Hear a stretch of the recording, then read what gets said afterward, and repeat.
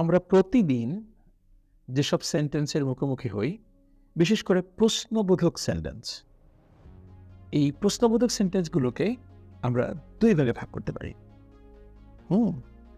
একটা হচ্ছে কিছু প্রশ্নের উত্তর আমরা হ্যাঁ বা না দিয়ে দিতে পারি। আর কিছু প্রশ্নের উত্তর আমাদেরকে বর্ণনা করে দিতে হয়। পৃথিবীর তাবৎ প্রশ্নকে এই ২ ভাগে ভাগ করা যায়। একটা হচ্ছে বর্ণনা দিয়ে উত্তর দিতে হয়, আর একটা হ্যাঁ কিংবা না এভাবে উত্তর দেয়া যায়। সুতরাং আমরা যখন ভয়েস চেঞ্জ করব, অর্থাৎ অ্যাক্টিভ ভয়েস থেকে প্যাসিভে পরিণত করার চেষ্টা করব এই ধরনের ইন্টারোগেটিভ সেন্টেন্সকে, তো সেখানে ২ টো পার্ট আছে। একটা পার্ট হচ্ছে ওই যে এক ধরনের সেন্টেন্স, ইন্টারোগেটিভ সেন্টেন্স, এগুলো হ্যাঁ বা না দিয়ে উত্তর দেয়া যায়। আর এক ধরনের সেন্টেন্স হচ্ছে যেগুলো বর্ণনা করে উত্তর দিতে হয়। আপনি দেখবেন যেগুলো হ্যাঁ বা না দিয়ে উত্তর আমরা দেই, সেগুলো সবই আইদার কোনো অক্সিলারি ভার্ব দিয়ে শুরু হয়েছে অথবা কোনো মোডাল দিয়ে শুরু হয়েছে। ক্যান ইউ গো দেয়ার? উত্তর দিতে পারি ইয়েস অর নো। কি দিয়ে শুরু হয়েছে? Can, modal. Should I come? কি দিয়ে শুরু হয়েছে? মোডাল। ঠিক আছে? আবার is it a good task? শুরু হয়েছে অক্সিলারি ভার্ব দিয়ে, ইজ দিয়ে। তার মানে হচ্ছে যে এই যে হ্যাঁ বা না দিয়ে উত্তর আমরা সেই সব প্রশ্নেরই দেই যে প্রশ্নগুলো আসলে অক্সিলারি ভার্ব অথবা মোডাল দিয়ে শুরু হয়।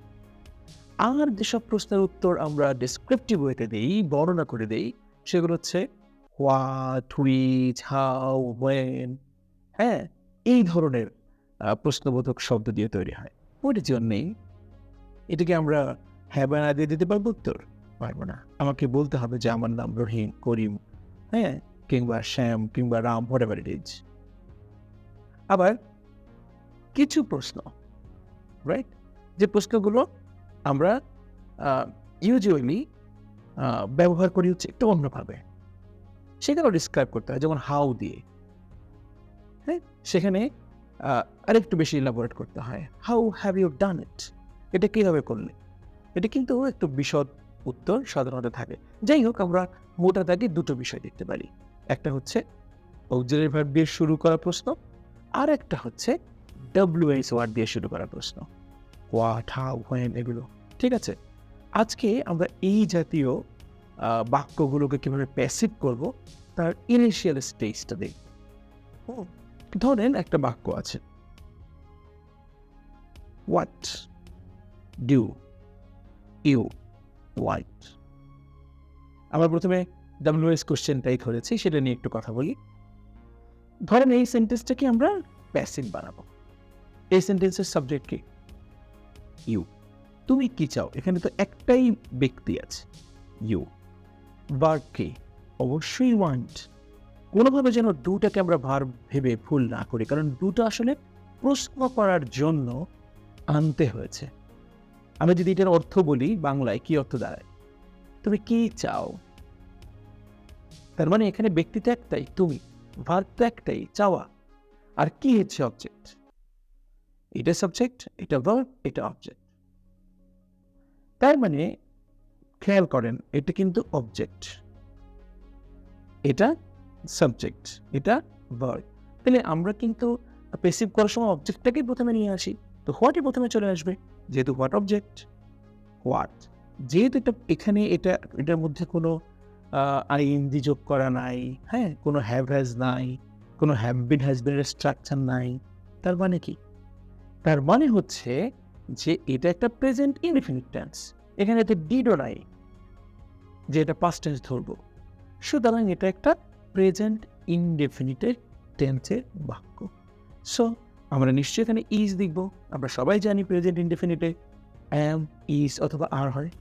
So what is are? ভার্বের পাস্ট পার্টিসিপল তো must. What is wanted by you. কি করেছি? প্রথমেই এই সেন্টেন্সটার সাবজেক্ট, ভার্ব এবং অবজেক্ট দেখে নিয়েছি যে কোনটা সাবজেক্ট, কোনটা ভার্ব, কোনটা অবজেক্ট। এবার অবজেক্টটাকে সাবজেক্ট হিসেবে নিয়ে এসেছি। একেবারে মৌলিক স্ট্রাকচার অনুযায়ী অ্যাম, ইজ বা আর বসিয়েছি। ভার্বের পাস্ট পার্টিসিপল এবং তারপরে হচ্ছে বাই ইউ। বাই এর পরে আমরা এই সেন্টেন্সের সাবজেক্ট লিখি, এমন তো সবসময় করি, এখানেও তাই করেছি। যদি বলি আর একটা sentence, whom do you want, তুমি কাকে চাও, সাবজেক্টকে ইউ, অবজেক্টকে হুম, কাকে, ভার্বকে ওয়ান্ট। দিও একটা অক্সিলারি ভার্ব, আমাকে প্রশ্ন বানানোর জন্য আনতে হয়েছে। তুমি কাকে চাও, তার মানে তিনি সাবজেক্ট, চাও ভার্ব, কাকে অবজেক্ট। তো আমরা অবজেক্টটাকে সাবজেক্ট আকারে লিখবো। অবজেক্ট যখন সাবজেক্ট হয়ে যাবে তখন সেটা নিশ্চয়ই হুম থাকবে না, সেটা হয়ে যাবে হু। আর যেহেতু এটাও প্রেজেন্ট ইনডেফিনিট টেন্স, এখানে আইএনজি টাইএনজি কিছুই নাই, হ্যাভ হ্যাজ নাই, হ্যাভ বিন হ্যাজ বিন এরকম এক্সিস্টেন্সই নাই। সো ডেফিনেটলি এটা প্রেজেন্ট ইনডেফিনিট। হু ইজ, ভার্বের পাস্ট পার্টিসিপল তোমরা সবাই জানি, বাই ইউ। এই দুটো যদি আমরা স্ট্রাকচারালি একটু মনে রাখি, আমরা দেখবো যে হু দিয়ে বাক্য কিংবা হাউ দিয়ে বাক্য, হোয়াই দিয়ে বাক্য, এসব সেন্টেন্স আমরা খুব সহজেই প্যাসিভ করতে পারবো। ইন্টারোগেটিভের আরেকটা পার্ট আমরা পরের ভিডিওতে দেখব। Thank you.